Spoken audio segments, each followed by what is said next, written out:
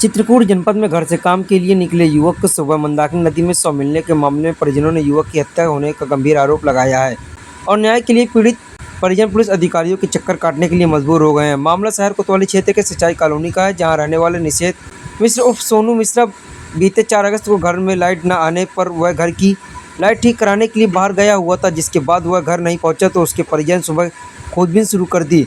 तभी उसका शव घर से कुछ दूरी पर मंदाकिनी नदी के घाट में तैरता हुआ मिला, जिसके बाद पुलिस ने उसके शव को कब्जे में लेकर पोस्टमार्टम के लिए भेज दिया। लेकिन परिजन उसके शरीर पर चोट के निशान और नाक से खून आने पर उसकी हत्या की आशंका जता रहे थे, लेकिन पोस्टमार्टम रिपोर्ट में उसकी मृत्यु दम घुटने से होना पाया गया है और पुलिस उसकी डूबकर मौत होने की बात बता रही है। इसके बाद परिजनों ने मृतक के कुशल तैराक होने की बात बताकर उसके शव पर चोट के निशान के आधार पर उसकी हत्या का आरोप लगा रहे हैं और पुलिस अधिकारियों से मुकदमा लिखने की मांग कर रहे हैं, लेकिन पुलिस इस महज हादसा मानकर मामले को ठंड बस्ते में डाल दिया है, जिस पर परिजन ने पुलिस पर खानापूर्ति करने का गंभीर आरोप लगाया है और निष्पक्ष जांच करने की मांग की है। वहीं इस मामले में पुलिस अधीक्षक अरुण कुमार सिंह का कहना है कि मृतक का शव नदी में तैरता हुआ मिला था। पीएम रिपोर्ट में भी उसकी मौत का कारण स्पष्ट है। पुलिस की पूछताछ में पता चला है मृतक ड्रिंकर था, इसी वजह से यह हादसा हुआ है। फिर भी वह पीएम रिपोर्ट को दोबारा देखेंगे और घटनास्थल के आसपास के सीसीटीवी खंगालेंगे, उसके आधार पर आगे विधिक कार्रवाई करेंगे। 4 बजे आया तो सबसे पहले इसने पूछा अपनी लड़की के विषय पे कि मम्मी कोई फ़ोन आया, तो हमने कहा हाँ आ गया है, वो रंजन मिश्रा के यहाँ आ गई है 4 बजे की बात, 4:08 पे।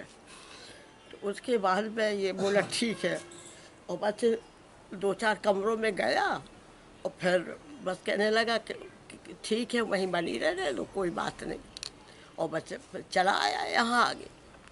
और इसने मोटरसाइकिल उठाई, बोले मैं हम जा रहे बिजली वालों से देखेंगे, और उठाई और चला गया। 5 मिनट में इसने मोटरसाइकिल एक दूसरे लड़के से खड़ी करवा दी यहाँ पे और चाबी भिजवा दी कि ये मम्मी को दे देना। वो आया तो उसने हमें दे दिया। उसके बाद में फिर मैंने उसकी शकल नहीं देखी कि कहाँ चला गया। अच्छा, कभी कोई विवाद किसी से हुआ रहा कोई बात? अब बाहर हुआ हो तो हम नहीं जानते, हम तो अकेले थे अंदर और तो कोई हमारे पास था नहीं। अच्छा, जिस तरीके से उसका शव मिला है नदी में, तो क्या लग रहा है क्या हुआ उसके साथ? उसके साथ में घटना तो कुछ हुई है, अब जिसने भी की हो, ऐसे वो डूबने वाला नहीं और ना खुद अपने आप कूदने वाला है। वो हमेशा कहता था मम्मी को छोड़ के हम कहीं नहीं जाएंगे।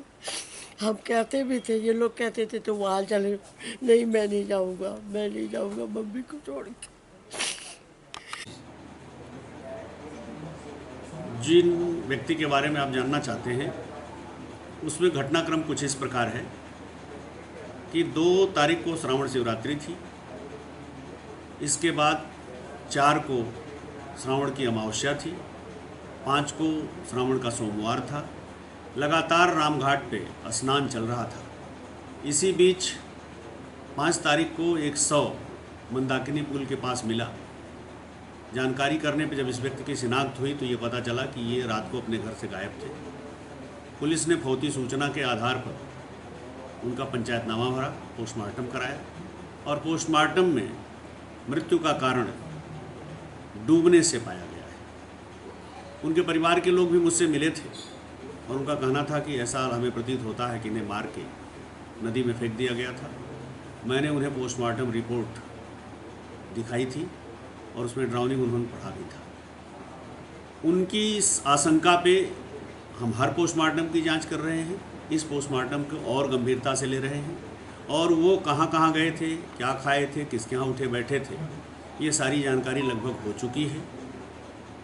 शराब का सेवन करने का एक दुर्व्यसन उनके पास था, इसे परिजन भी स्वीकार कर रहे हैं। इन सारे पहलुओं पर छानबीन हो रही है और ये भी पोस्टमार्टम के जांचकर्ता उप निरीक्षक को निर्देश दे दिए गए हैं कि अगर सीसीटीवी फुटेज में वहाँ कुछ मिला हो तो उसका भी विश्लेषण कर लें। अगर किसी तरह का अपराध पाया जाता है तो पुलिस को उसे पंजीकृत करके और अपराधी को सज़ा दिलाने में किसी तरह का कोई परहेज नहीं।